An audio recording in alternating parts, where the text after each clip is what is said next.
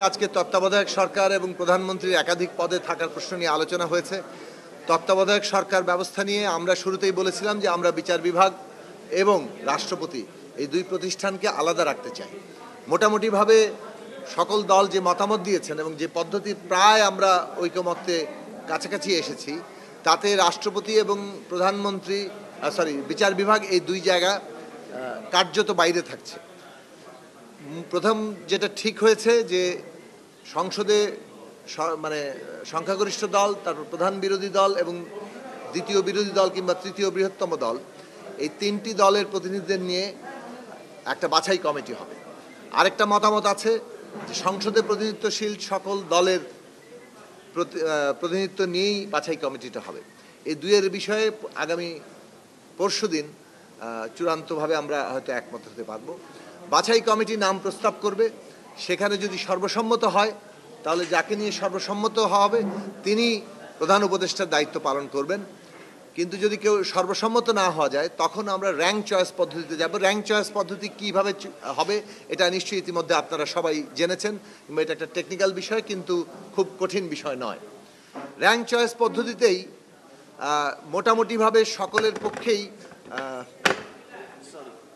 Rank choice পদ্ধতিতে এটা মোটামুটিভাবে প্রধান উপদেষ্টা নির্বাচিত করার জন্য একজনকে আমরা মনোনীত করে পারত। এটা প্রায় শতভাগ কার্যকর হওয়ার কথা।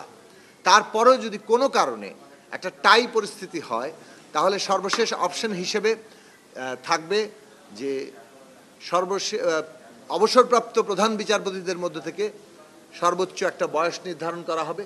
সেই বয়সের মধ্যে অবসরপ্রাপ্ত প্রধান বিচারপতিরা তাদের প্যানেল থেকে যে কোনো একজন, এটা এমন নয় যে আগের পদ্ধতিতে যে সর্বশেষ অবসরপ্রাপ্ত তারপরের জন, এইভাবে যেভাবে বিচার বিভাগের একটা ইনভলভমেন্ট হয়ে যায়, এখানে সর্বশেষ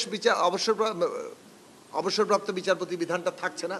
অবসরপ্রাপ্ত প্রধান বিচারপতিদের মধ্য থেকে ওইখানেও র্যাঙ্ক চয়েস পদ্ধতিতে যে কোনো একজনকে, তখন এটা হচ্ছে সর্বশেষ অপশন।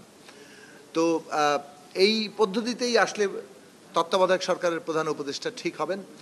আমরা মনে করি যে এর মধ্য দিয়ে একটা তুলনামূলকভাবে এমন একটা পদ্ধতি আমরা বের করতে পারবো যাতে করে ভবিষ্যতে এটা নিয়ে কোনো ডিসপিউট না হয় এবং আমরা এটাকে রক্ষা করতে পারি। প্রধান উপদেষ্টা কিভাবে উপদেষ্টা বাছাই করবেন, সেই ক্ষেত্রে যাদের নাম প্রস্তাবিত হবে তাদেরকে একটা অগ্রাধিকার তালিকা হিসেবে প্রধান উপদেষ্টা বিবেচনা করবেন এবং প্রধান উপদেষ্টারও নিজস্ব একটা মানে তার উপদেষ্টা বাছাই করার ক্ষেত্রে একটা অংশ, এই ক্ষেত্রে প্রস্তাবনা সামনের দিনে হয়তো আসবে যে 75% ওই যারা প্রধান উপদেষ্টা হিসেবে প্রস্তাবিত হবেন সেই তালিকা থেকে নেওয়া, 25% প্রধান উপদেষ্টা নিজে তার পছন্দ অনুযায়ী উপদেষ্টা নিয়োগ করার ক্ষেত্রে তার একটা এখতিয়ার থাকা। এইরকম একটা বিভাজন আমাদের দিক থেকে আমরা প্রস্তাব করব। এটা এখনও ফাইনালাইজড হয়নি। তো খুঁটিনাটি এরকম কয়েকটি বিষয় এই প্রধান উপদেষ্টার প্রসঙ্গে আছে। তবে সাধারণভাবে তত্ত্বাবধায়ক সরকার ব্যবস্থা নিয়ে সকলেই একমত, এটা আপনারা জানেন, এবং কিছু খুঁটিনাটি পার্থক্য থাকলেও ইতিমধ্যে এটা প্রায় আমরা ঐকমত্য পৌঁছেছি। বাংলাদেশের ক্ষেত্রে এটা একটা গুরুত্বপূর্ণ অগ্রগতি। দ্বিতীয় প্রশ্নে আমরা আমাদের জায়গায় বলেছি যে রাজনৈতিক দলের প্রধান এবং যখন প্রধানমন্ত্রী ক্যান্ডিডেট হবেন কিংবা প্রধানমন্ত্রী হিসেবে দায়িত্ব পাবেন, তিনি রাজনৈতিক দলের প্রধান হিসেবে দায়িত্ব মানে ছেড়ে দিয়ে তারপর প্রধানমন্ত্রীর দায়িত্ব পালন করবেন। অর্থাৎ রাজনৈতিক দলের প্রধান এবং প্রধানমন্ত্রী একই ব্যক্তি হবেন না। এইটার ক্ষেত্রে বিদেশের অনেক উদাহরণ আছে। বাংলাদেশের ইতিহাসেই যে মৌলানা আব্দুল হামিদ খান ভাসানী এই দৃষ্টান্ত স্থাপন করেছেন, 40-এর দশকে আসামে থাকতে 50-এর দশকে পূর্ব বাংলা সহ পাকিস্তানের সেই সময় মানে মানে প্রদেশে এবং কেন্দ্রে সেই সময়ে যুক্তফ্রন্টের পক্ষে আওয়ামী মুসলিম লীগ তারা ক্ষমতায় গিয়েছিলেন। তো সেইটা ওই দৃষ্টান্তটা স্থাপিত হয়েছিল। সেই দিক থেকে এইটা আমাদের যুক্তি হচ্ছে যে সরকার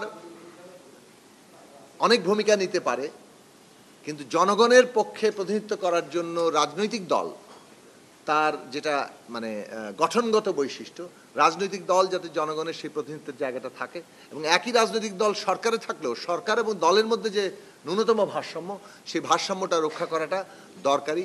এবং প্রধানমন্ত্রী যাতে কেবলমাত্র তার দেশের যে দায়িত্ব, রাষ্ট্র পরিচালনা, সরকার পরিচালনার যে দায়িত্ব, সেই ক্ষেত্রে মনোযোগী থাকতে পারেন, সেই কারণেও এই সেপারেশনের জায়গাটা দরকার আছে। কিন্তু আরেকটি প্রস্তাব আছে, সংসদ নেতা এবং প্রধানমন্ত্রী একই ব্যক্তি হতে পারবেন কিনা।